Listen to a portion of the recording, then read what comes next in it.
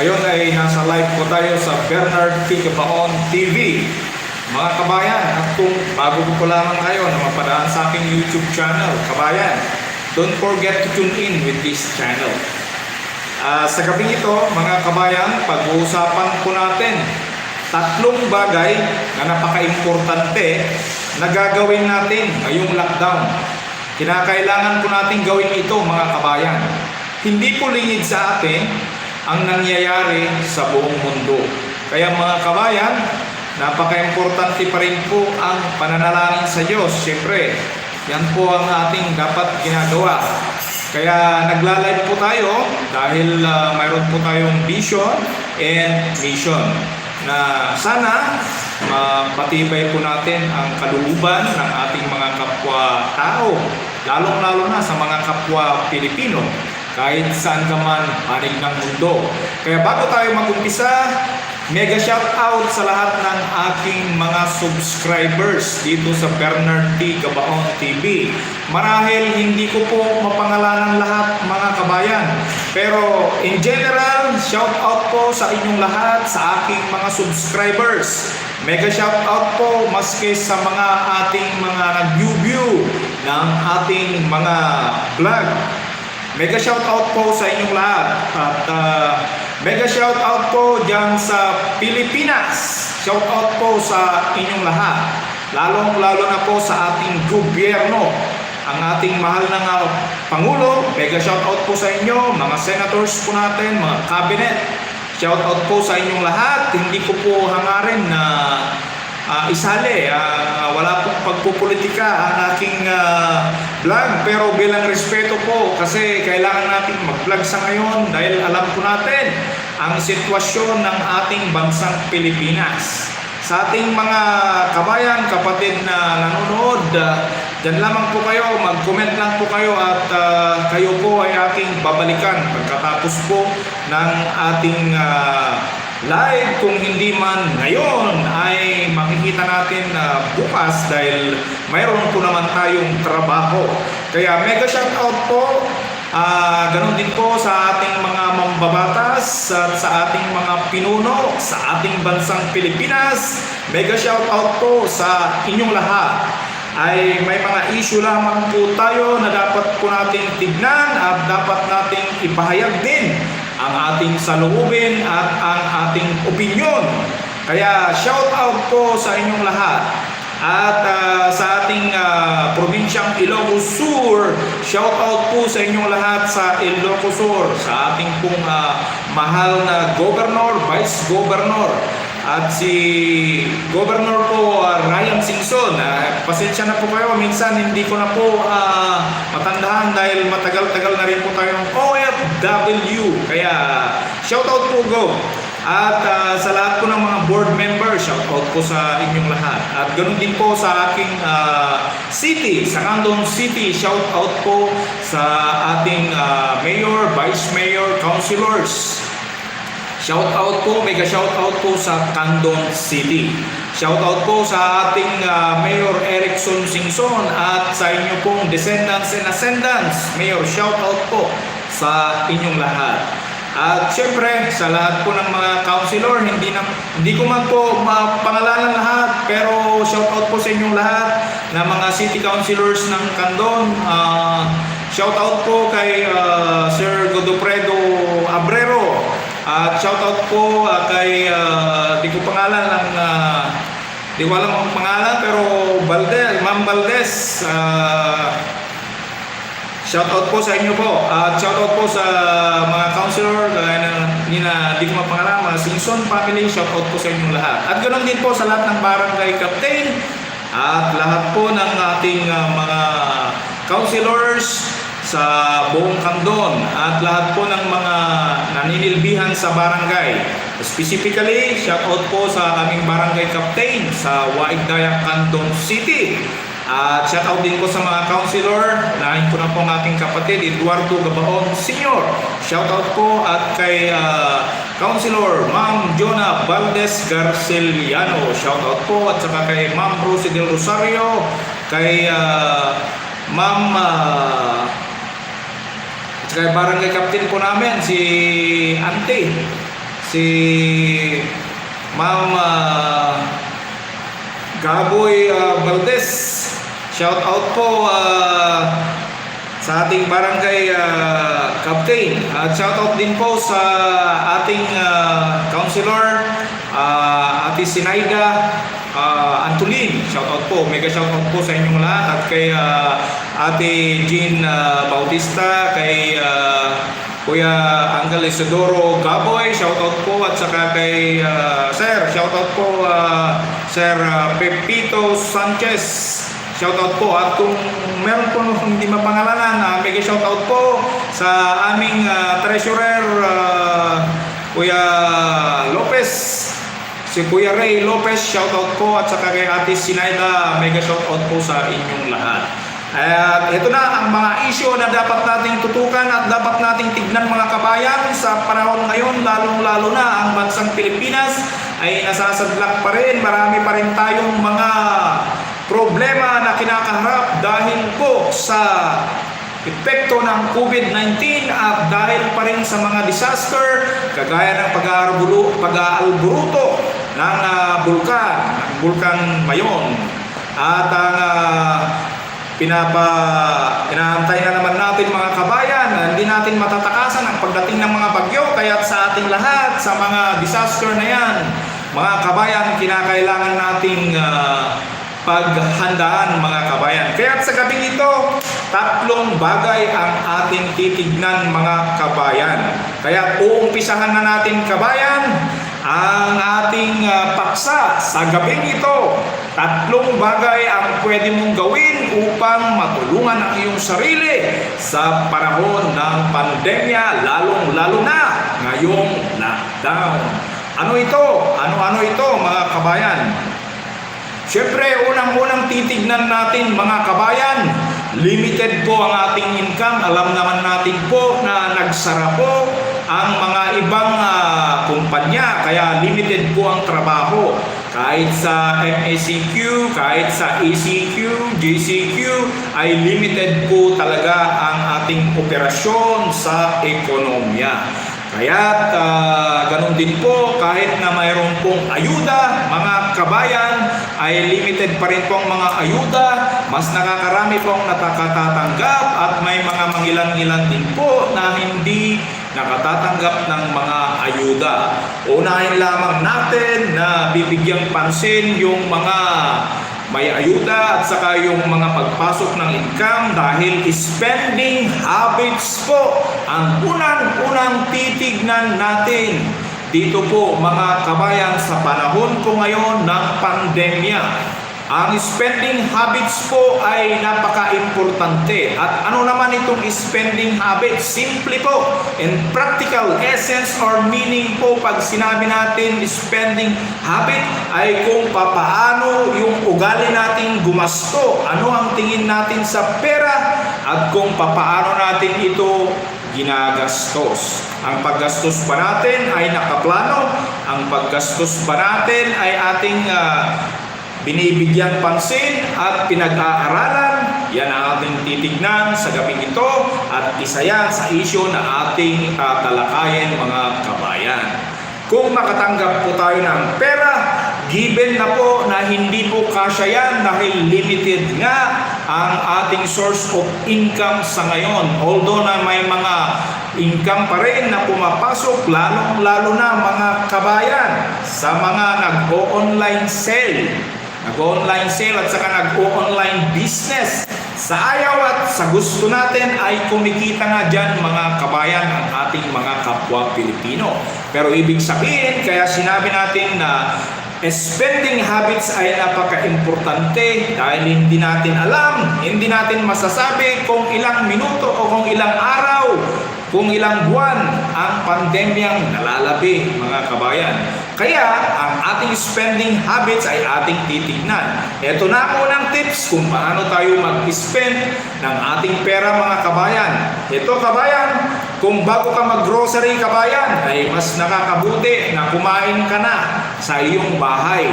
At kung pwede mong lakarin, kabayan, at malapit lang ang grocery, ay lakarin mo na lang, kabayan, dahil yung pamasahe mo, kabayan, ay ibili mo na lang ng iyong pangangailangan. At bago ka pa man mag-grocery o bumili ng mga bagay, kinakailangan, kabayan, i-break down mo na yung pera mo. Kinakailangan na sa gabi o kahit may oras ka pa bago pumunta ay i-break down mo na ang iyong pera. Kabayan, isulat mo na. At sa mga sumasahod naman, kabayan, ay syempre alamin mo, i-track mo kung magkano ang iyong sahod. Kabayan, isa yan. At sa mga ayuda man lamang, kabayan, ang iyong tinatanggap ay kinakailangan, kabayan, na i-budget mo yung ayuda. Kahit paano ay gawan mo ng paraan para mapagkasya mo. Dito, tutumbukin mo kung ano yung biggest na pangangailangan mo. Pero alam ko, kabayan, kung ano yung biggest na pangangailangan ng isang pamilya. Yan ay ang bigas. Sa ayaw at sa gusto natin, mga kabayan, bigas ang pinaka-importante. Kaya yung bigas, yan ang bilhin mo ng marami, pinakamaraming porsyento ng pera mo, bilhin mo ang bigas. Tubipalod na lang, mga kabayan, yung mga ulam. Ang mga ulam ay madaling gawan ng paraan, except sa mga bata, dahil kailangan dyan na gawan natin ng paraan at kausapin natin din ang ating mga anak. Explain natin kung ano ang mga bagay na dapat nilang maintindihan, maunawaan nila ang sitwasyon ng coronavirus o pandemya na sumasalanta sa atin, lalong-lalo na kung tayo ay naka-quarantine. Kaya paliwanag natin yan, kabayan. At higit sa lahat ay kinakailangan nating dagdagan ang ating source of income at saka source of production ng pagkain natin. Ano-ano ang mga ito? Mga kabayan, pwede tayong gumawa o magtanim. Lagi kong sinasabi yung gardening kasi napaka-positive yan. 26 days dyan po sa mga petchay ay pwede ka nang mag-ani. At kahit ano pa ang pwede yung, at kung meron ka ng existing naman, halimbawa mga manok, mga kambing, kung meron kang existing, pagbutihin mo yan, kabayan, dahil yan ay magiging source mo yan ng meat at saka mga itlog. Kaya mga kabayan, napaka-importante yan na gawin natin. At nais ko lamang kong sabihin na ang ating tinatalakay ay malaking tulong ito sa ating komunidad, lalong-lalo na sa ngayon na panahon ng pandemya at magpahanggang ngayon ay hindi pa rin tumitigil. Alam naman natin ang sitwasyon, umaatake ang dalawang magkabilaang dambuhalan na problema sa bawat tao. Hindi niya pinipili kung ikaw ay milyonaryo o mahirap ang iyong buhay, hindi pinipili ng COVID-19. Pero praise God and thanks God dahil may mga tao, mga kabayan, ang mga frontliner natin, buwis buhay sila. Kaya pasalamatan natin yan, isang bagsak yan sa ating mga kababayan. Pinoy Tracker, mega shout out sa inyo at sa iyong pamilya. Bilas, mega shout out. At yan ang ating tinatalakay, mga kabayan, ay napaka-importante ito, mga kabayan. Inaatake tayo sa ating ekonomiya, habang sa kabila ay inaatake tayo ng ating kalusugan. Kaya ang ating gobyerno hirap na hirap sa pagsalag. Kaya sa ngayon, kabayan, ay kinakailangan na titignan natin ang ating spending habits. Titignan natin, lalong-lalo na kaming mga OFW na nagpapadala ng pera sa ating pamilya. Kaya kinakailangan ay spend ng maayos din yan, mga kabayan. Siyempre, mahal na mahal natin ang ating mga pamilya. Kaya spend you wisely ang mga pera na pinapadala. At mga OFW naman, nakakatulong naman dahil sa mga remittance ay mayroon namang napupunta sa gobyerno. At sa ating mga lugar, kung tayo naman ay maluwag-luwag, ay sa awa ng Diyos po ay nakapagbibigay at nakakatulong po naman sa ating mga kapitbahay, sa ating mga kamag-anak. Kaya napaka-importante na titignan yung spending habits. Pangalawa, ang spending habits na iwasan natin. Huwag na po tayong mainggit. Kung meron po dyan na sa panahon ng pandemya ay kumikita ng maayos, kung mayroon silang nabibili na mga maganda-gandang para sa kanila, tulad halimbawa ng mga motor, ay huwag mo nang kainggitan, kabayan. Huwag kang gumastos dahil sa inggit lamang. Ay isipin mo, ang tinatakbo natin ay hindi natin masasabi kung kailan matatapos ang pandemya. Ngunit panalangin natin, kabayan, na sana matapos na. Dahil hirap na, hindi lang bansang Pilipinas, kundi ang buong mundo. Maging ang aking mga kasamahan ay sinasabi nila ng mga India, napakarami raw naapektuhan. At pinapaliwanag ko rin, ganyan din sa aming bansang Pilipinas. Pero tuloy lang ang buhay, mga kabayan.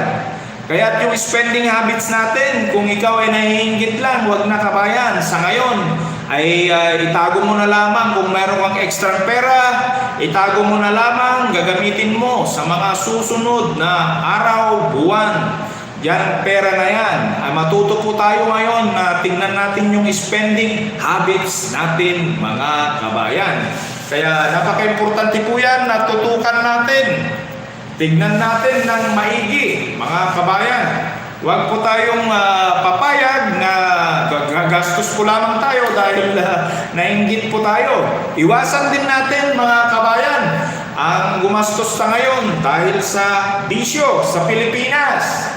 Di bali po dito yung mga iba dito sa Saudi ay hindi ko naman po ina-exclude, pero meron talaga silang continuous income, kaya minsan kung pampalakas loob na rin nila yan, babang iniisip din ang kanilang pamilya, ay pabayaan na natin sila, pero mag-isip-isip din sila. Pero sa Pilipinas, sa sitwasyon dyan ay iwasan muna natin yung mga bisyo natin, yung alak, yung sigarilyo, yung mga sobrang pakape-kape, mga kabayan. Sa ngayon, kahit sa ngayon lamang na may pandemya, hindi ko naman po sinasabi na kailangan mo nang gawin o ano, nasa sayo pa rin yan. Pwede ka namang magbawas. Baka sabihin mo, Bernard, hindi ko na po maalis-alis ito. Ay mahirap nga yan, kabayan, pero bawasan mo, kabayan. Kung isang kahang yung sinisigarilyo sa isang araw, baka gawin mo ng 3 araw yan, kabayan. Ibili mo ng ulam ng iyong pamilya. At ganun talaga, kabayan. Tingnan natin yung spending habits natin, mga kabayan. At papasok na tayo, mga kabayan, sa pangalawa na issue ngayon na dapat nating tutukan para kahit paano ay maibsan natin ang epekto ng COVID-19 o ang pagkakaroon ng coronavirus sa buong mundo at lalo na sa ating bansang Pilipinas. Kaya ito na, kabayan, ang pangalawang issue. Ang pangalawang issue, kabayan, ay ang paging tayo ay magkaroon ng focus. Mag-focus po tayo, mga kabayan, sa ating buhay. Huwag po nating hayaan na ang ating buhay ay mapariwara dahil sa pagsubok na ito. Alam nyo ba, mga kabayan, mas malaki ang Diyos kaysa COVID-19. Mas malaki ang ating pag-ibig sa ating pamilya kaya sa COVID-19. Kaya labanan natin, mga kabayan, ang COVID-19. Kaya mga kabayan, napaka-importante po na tayo po ay mag-focus.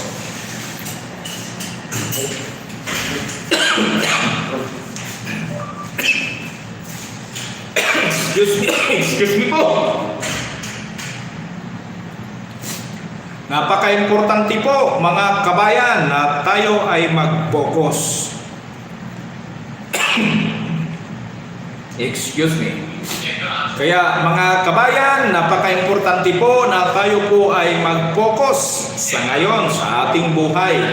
Dahil ang focus, ibig sabihin pag nag-focus ka po ay kinakailangan, nakikita mo, natututukan mo na mayroong kang klaro. Yung mga plano mo, mga kabayan, ay klarong-klaro sa pagtumbok ng iyong ninanais.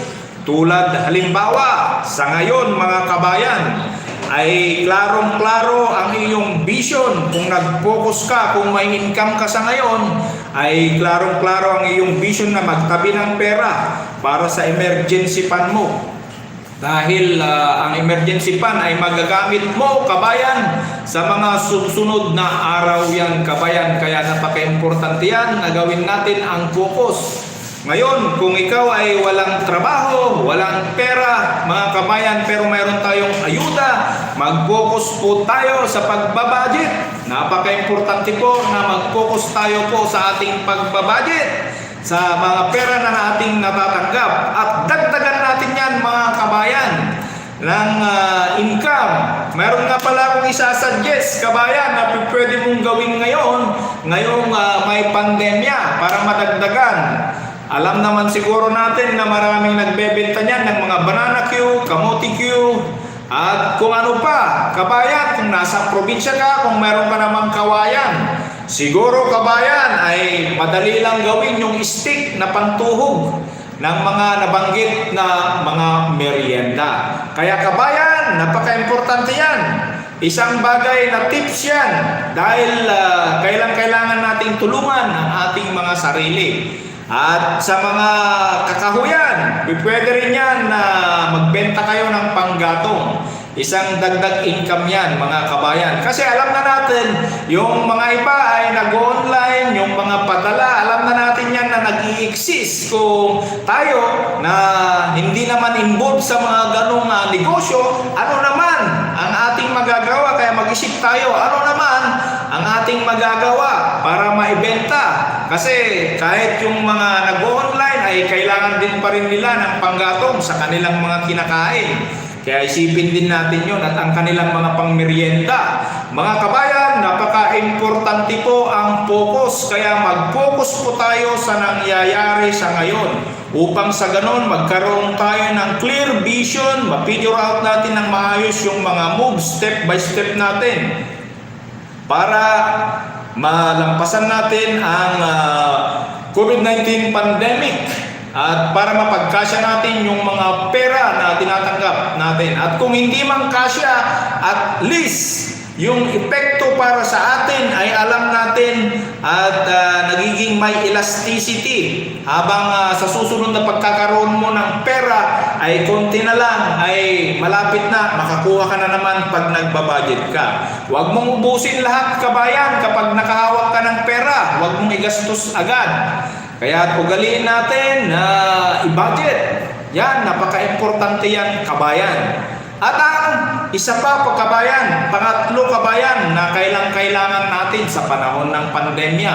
Huwag po nating kakalimutan, kabayan, ang magpakatatag. Pangatlo, na dapat na issue, na dapat nating harapin.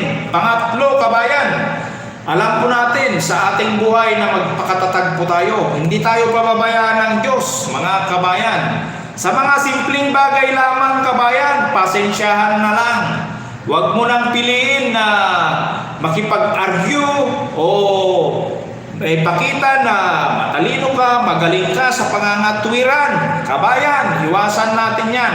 Ang kailangan natin sa ngayon ay magpakatotoo tayo sa ating sarili. Sapagkat kung tayo ay nagpapakatotoo sa ating sarili, ay alam natin magpasensya, alam nating umunawa, alam nating magpakumbaba, at cool na cool tayo. Kaya kabayan, napaka-importante po yan na ating malaman na magpakatatag po tayo. Huwag na po tayong magpakatama.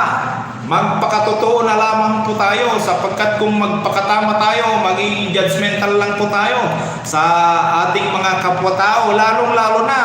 Alam naman natin ngayon na kahit paano, mga kabayan, ay may mga tao pa rin, kababayan natin na hindi nakatatanggap ng mga ayuda. Well, alam na natin yan, pwede natin yang daanin, mga kabayan, sa malinis na paraan. Iparating natin ang ating damdamin, parating natin ang ating hinaing sa malinis na paraan. At yan, sa ganung bagay ay mas lalo pang tutulungan tayo ng kinauukulan. Kaya napaka-importante na magpakatotoo po tayo. Halin tulad na natin ang ating buhay na parang isang tayong tahimik na tubig na malalim. At kapag yan ay binuksan, yung tubig na yan ay rumaragasang tubig. Ganon ka, kabayan. Ganon ang buhay natin, kabayan. Kapag binuksan mo ang tahimik na tubig at nabigyan ng daan, parang rumaragasa, ibig sabihin, punong-puno ka ng pag-asa, punong-puno ka ng idea, punong-puno ka ng mga ginagawa upang kahit paano naiangat mo ang iyong buhay sa panahon ng pandemya. Kaya kabayan, napaka-importante po yan na ating tandaan sa ating buhay. Huwag po tayong patitinag sa epekto ng COVID-19. Nawa, sabay-sabay tayo, taimtim na manalangin upang malabanan natin ang epekto ng COVID-19. Kaya mga kabayan, yan lamang po ang aking masasabi sa gabing ito at sa live na ito. At naway mga kabayan, kayo pong lahat ay kung mapakinggan at mapanood ang live ko na ito at vlog na ito, nawa mga kabayan, tayo po ay manalangin ng taimtim, magkaisa po tayo. Tayo po ay magtulungan, tayo po ay magbigayan, magunawaan. Unawain natin ang ating gobyerno. Magkaisa po tayo, iwasan muna natin yung hidwaan mga kabayan.